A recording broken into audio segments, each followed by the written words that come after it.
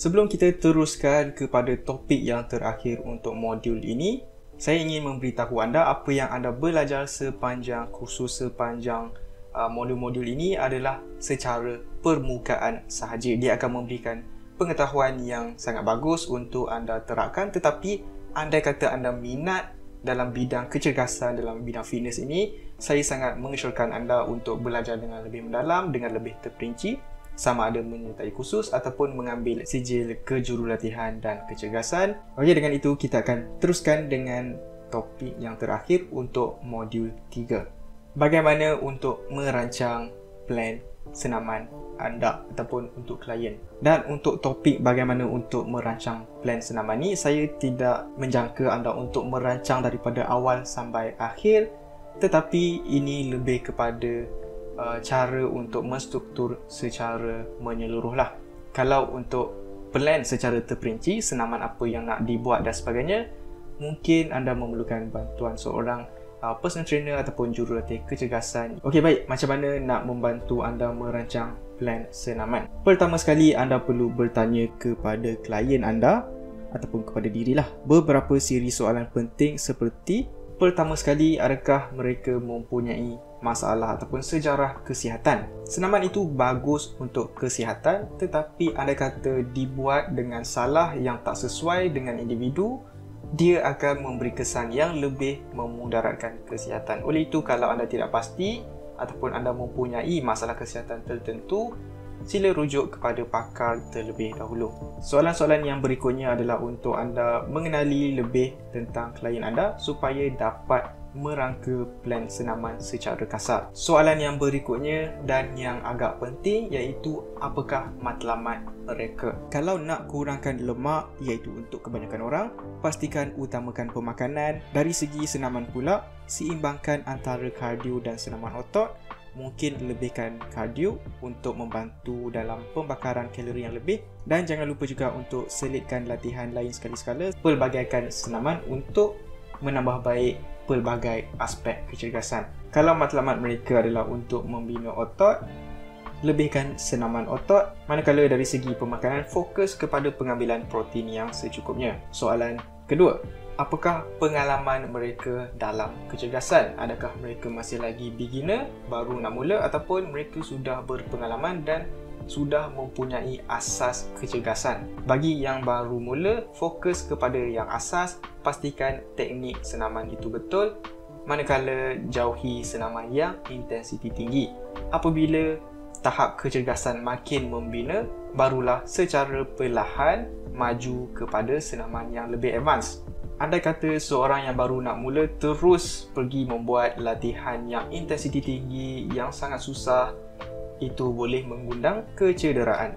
Dalam senaman, kata kunci untuk menambah baik ataupun improve adalah progressive overload. Contohnya, hari ini jalan 1 km, minggu depan jalan 2 km, minggu berikutnya 3 km and so on. Sama juga untuk bebanan bagi senaman otot. Mula dengan bebanan yang rendah yang anda selesa, kemudian lama kelamaan, perlahan demi perlahan tambah bebanan supaya otot tersebut dapat membina, dapat membesar, dapat menguat pada kadar yang perlahan dan selamat. Soalan ketiga, apakah senaman yang mereka suka dan tidak suka? Ingat, rahsia kepada konsistensi untuk memastikan perubahan gaya hidup sihat yang dilakukan itu boleh kekal sepanjang hayat adalah dengan memastikan apa yang dibuat itu menyeronokkan dan tidak membebankan, samalah dari segi senaman maupun pemakanan. Akhir sekali, berapa banyak kali yang mereka nak bersenam dalam seminggu, dan dalam satu sesi tersebut berapa tempoh. Okey, daripada soalan-soalan tersebut, anda akan mendapat tahu dengan lebih lanjut bagaimana untuk merangka plan senaman untuk klien ataupun untuk anda sendiri. Sebagai contoh, kita ambil Encik A, dia boleh bersenam 6 kali seminggu secara berterusan. Jadi satu hari je lah untuk rehat. Jadi struktur senaman untuk Encik A akan dilihat seperti ini. Hari pertama, senaman otot atasan badan ataupun upper body. Hari kedua, cardio list. Hari ketiga, senaman otot badan bawah. kenapa ada selang di antara senaman otot tersebut adalah untuk memastikan waktu rehat yang secukupnya. Hari keempat cardio least, hari kelima adalah senaman cardio hit. Okey, disebabkan senaman cardio hit ini adalah intensiti tinggi dan memerlukan rehat yang banyak, pada hari keesokannya adalah hari senaman yang lebih santai, iaitu lebih fokus kepada flexibility dan mobility.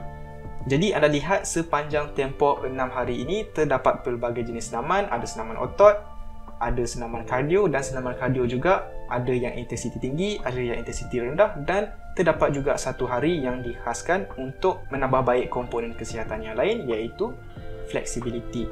Situasi berikutnya kita ambil Puan B yang hanya boleh bersenam 3 kali seminggu berselang 1 hari. Contohnya hari ini bersenam, esok rehat, berikutnya senam, kemudian rehat, kemudian bersenam, kemudian rehat selama 2 hari. Jadi struktur yang pada pendapat saya sesuai untuk Puan B. Hari pertama senaman otot keseluruhan badan iaitu full body. Hari kedua adalah senaman cardio low intensity, manakala hari ketiga adalah senaman cardio hit. Dan untuk minggu yang berikutnya, senaman cardio low intensity itu ditukarkan kepada senaman yang akan menambah baik aspek lain seperti flexibility dan mobility. Jadi anda boleh nampak disebabkan kesuntukan masa untuk bersenam, satu hari kita khaskan untuk senaman otot saja, tetapi gunakan keseluruhan badan. Ada hari senaman kardio yang intensiti rendah dan ada hari yang senaman kardio intensiti tinggi, dan 2 minggu sekali akan masukkan senaman yang akan menambah baik komponen lain. Jadi tak kisah anda nak bersenam 6 kali seminggu ke 3 kali seminggu ke, yang penting tengok secara keseluruhan ada campuran pelbagai jenis senaman, kerana setiap jenis senaman itu akan memberikan manfaat yang berbeza. Ingat, kita bersenam ni bukanlah untuk kurus semata tetapi untuk kesihatan juga. Dan sudah tentu pada masa yang sama, enjoy dengan senaman tersebut.